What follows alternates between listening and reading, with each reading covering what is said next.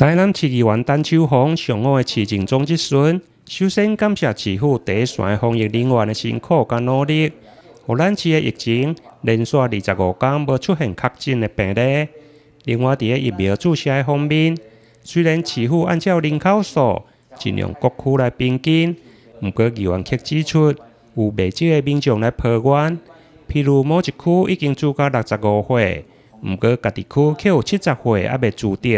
因此，要求市府嘛要考虑到年龄层的分布。还是有一些难免会有一些乡亲的抱怨啊，就是讲，有可能伊还未住着，有可能离近，隔壁庄头的65岁啊住着啊，伊70岁，阮这庄头70岁住无着吼，啊，所以说或许会有一些误解，或许会有一些落差，啊，希望咱的卫生局，我们的市长能够定更完确的标准啊，更让我们每个乡亲都一视同仁，能够很快速的施打到疫苗。大家大家都拢互相上下，所以咱嘛希望讲逐区拢做伙好，莫讲讲一区特别好。所以有当时是一个落差的时候。我们用人口数分配没有错，但是人口数的年龄数不同，所以进行讲隔壁庄头的讲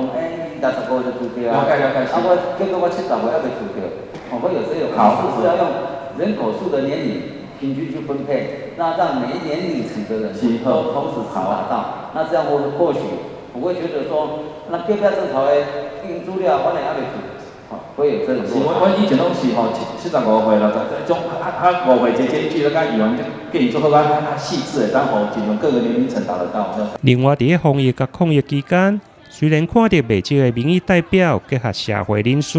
来送爱心，但议员认为。如果是指定特定的对象，加上个人的宣传，要求公务人员来帮忙发送，就有广告的嫌疑。对此，市府回应，公部门只提供通知有需要帮助的族群，绝对袂来帮忙发送个人的广告物资。